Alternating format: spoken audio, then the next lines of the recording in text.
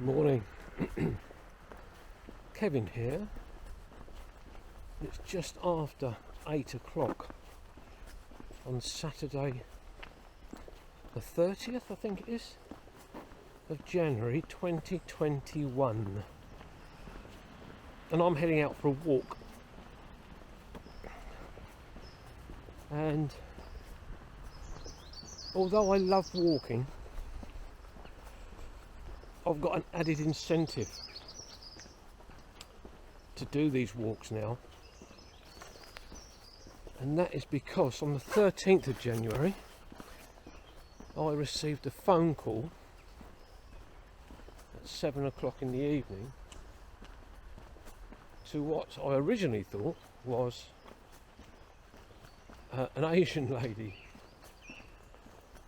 and she said, "Hello, Mr. Hall," or is that Mr. Hall? And I went, "Yes, it is. What can I do for you?" And the lady at the other end of the phone said, "Hello, Mr. Hall. It's Dr. Rowena Hill here, your GP." I went, "Oh, hello." Quick change of tune. And she said, "Mr. Hall, unfortunately, from your recent blood tests, we've got a positive reading for diabetes for you." And she said, "You are now type 2 diabetic." She said, "I want you to start taking metformin once a day in the morning, and you're going to have a phone conversation with diabetic nurse. You're going to have to go for deep eye retina scans. You're going to have to come and have your feet checked, your height done, your weight done, blood pressure rechecked." So I said, "Oh right, okay." I shouldn't have been surprised, but I was still a little bit shocked at the fact I've got a positive reading. I've been sort of bobbing along pre-diabetic for about 3 or 4 years, so as I say, I shouldn't have been surprised really. So I've got diabetes in my family. I've got a nephew that's been a diabetic now for probably 25 years. His sister, or one of his sisters, an older cousin, Rodney, one of his twin daughters has got it. So it's in the family. But they think with me it's genetics rather than lifestyle, because my lifestyle is not that bad really. I don't smoke, I hardly drink. My drinking is weekends, where I'll have one bottle of wine spread over 3 evenings. So that's not excessive by any means. So it's a bit of a change of lifestyle for me. When I say lifestyle, I mean food. Again, the food I was eating wasn't bad. Wasn't perfect by any means. But it means I've got to be very much more careful now. But yeah, I'll tell you more in a minute. And I'm just heading down into the town of Midhurst towards South Ponds on the old Chichester Road. And I wanted to get a little video done today, but the forecast is terrible. A little bit of drizzle in the air, very cloudy, very overcast.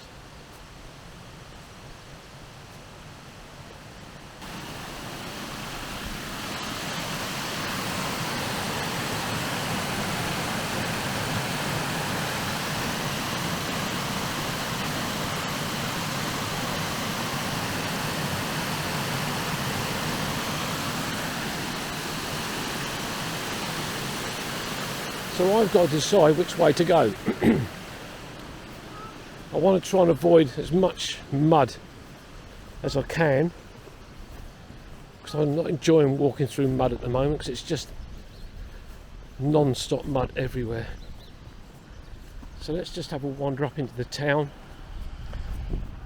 and have a look up there. We've got some Canadian geese here in front of me.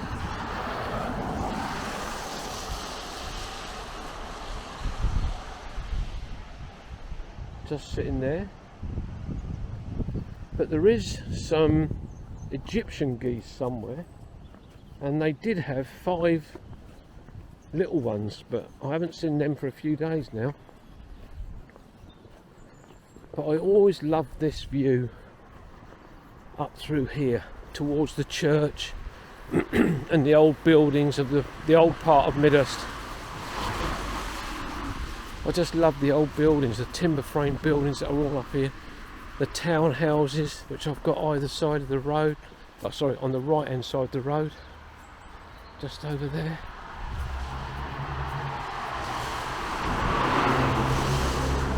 On the left hand side we've got the Spread Eagle Hotel, which is not in use at the moment.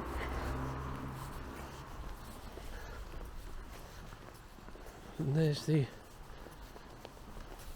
that building in the centre, that always was going to be end up part of the hotel, I think. Anyway, I'm going to press on up through the town. So the building over there, that is Capron House, which is all part of the South Downs headquarters now, the centre. Used to be the grammar school and the boarding house. So that's the whole building over there. But over here this morning, we've got the COVID vaccine centre is ongoing, and I think they're doing vaccinations from there and from the health centre, and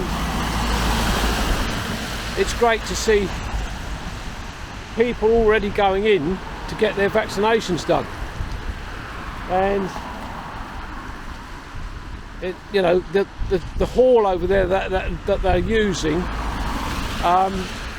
is the old school hall, and on my very first day at school back in 1965, that is the hall that we all went and sat in, waiting to be introduced to our new friends and teachers, the headmaster, and you know, we were introduced to the school and we were shown round and things like that. So it's great that it's been used for something like this.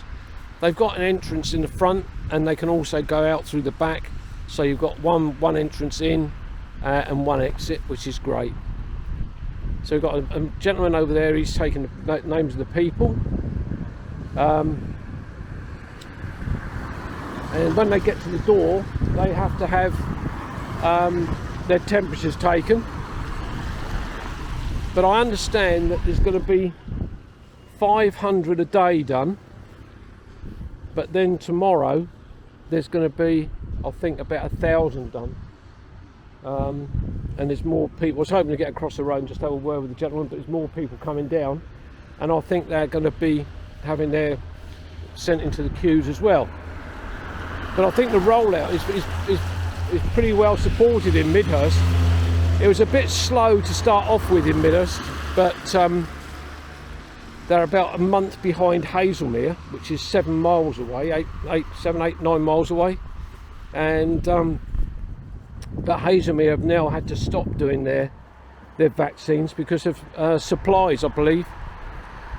And at the moment there is a major spike in one of the hospitals in Hazelmere. 40 patients and staff at the Holy Cross Hospital have tested positive. So there's a bit of a worry there, and the patients that are in there are high dependency people, which is very sad. So as I say, we've got more and more people going over here, going in now. Another 3 going in there, and more coming down the road. Well, I've just taken shelter behind this stand. It's the main main polo seating area for the Cowdray Park Lawns polo field, and the rain has really come on now, and it's turned cold. They said it was going to be sleet or rain today with a moderate wind, but sheltered against this, I'm not too bad. But going back to my type 2 diabetic diagnosis, I've got an average blood pressure of 127/77, cholesterol 3.6, and blood sugar 6.5. And 6.5 is what they call the magic number. When you hit 6.5, you are then type 2 diabetic. And I've got a body mass index of 25. I'm 67 years of age, reasonably fit. So yeah, all the readings are okay, but I'm on medication for blood pressure, cholesterol, and things like that. So a change of diet slightly. I'm making my own soups. Cynthia Walden, my friend, found me a lovely recipe for a chunky soup, which was great. I've had that a few times, and I've been replacing evening meals with a large bowl of vegetable soup. I know what's in the soup. You don't know what's in all the soups, although it does give you a guide on the can. But I've lost 4 pounds in 2 weeks. So although I don't want to lose weight, I don't need to. The medication that I've been put on helps you lose weight. So I've lost 4 pounds, so I've got to try and stick to it. Try and be a good boy. No cakes, no chocolate. I want to try and stay on top of this, because my family history with my brother in particular is not great. I lost my brother in 2005, and he was diagnosed diabetic when he was 40, and after a heart attack. So, but he never really took care of himself. Hello, I've got somebody coming over to see me. There's not so many people out today, but the people I have seen out today are dog walkers, and that's great. It's to get exercise in their little pooches. So yeah, so the family history of diabetes is not good, but as I say, I'm determined to try and get on top of it all. And as long as the walking's going to help keep me fitter, and I want to keep walking every day. And I don't, apart from about 3 days, I've walked every day this year. I'm not doing my normal long walks with Steve and Cynthia, because we're not allowed to because of the COVID lockdown. But it doesn't stop me getting out and walking. I do want to start venturing out further afield once we get some drier weather, but at the moment it's just so wet everywhere, and walking through mud, I don't want to be doing that too much. Excuse me, frog in my throat. Anyway, I'm going to press on and get some more and more walking, about 5 miles today I'm hoping, around Midhurst. Well, I'm now heading up in towards Esbourne, but just in front of me is a big car park, huge car park, and that was absolutely rammed to overflowing yesterday when I came along here. And just a little bit further up is another car park, and that was packed as well. Not so many cars at the moment, but as I've walked up the last 100 yards or so, there's 7 or 8 cars all driven in, and all huge people carriers.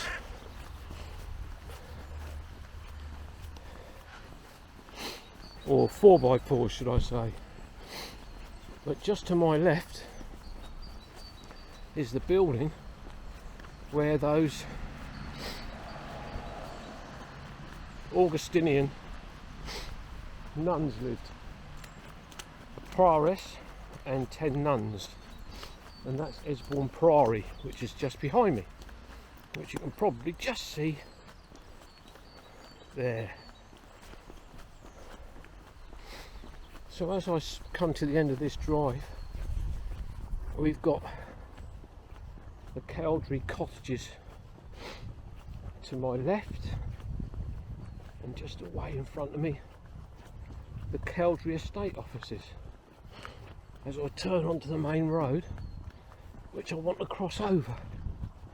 So I've just crossed the 272, but the reason for crossing the road where I am, and just behind me, or just underneath me, is the old toll gate, which you can just see behind me there. As I say, the reason for crossing over the road is I wanted to show you these two cottages on my left hand side.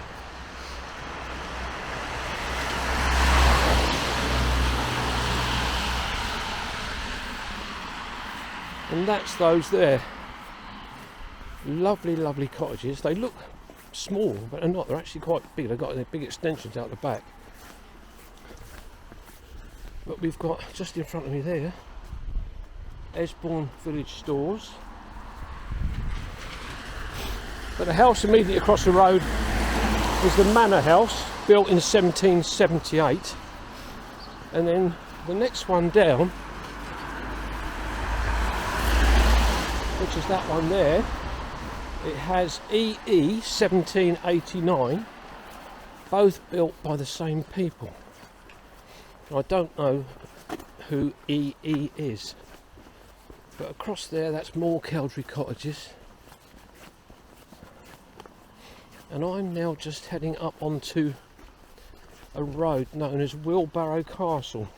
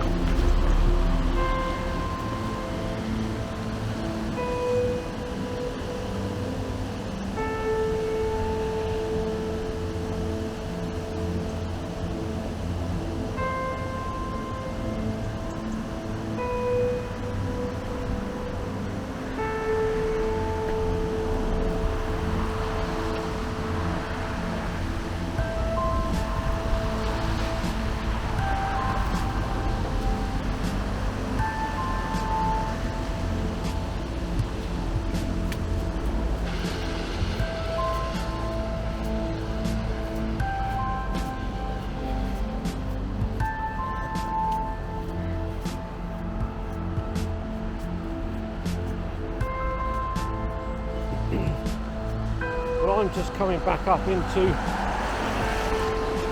town, just going past Midhurst Academy, which is on my right hand side. So I'm going to leave it here, and I will say this is Kevin saying bye bye, and I'll see you on the next one. Bye bye. Bye.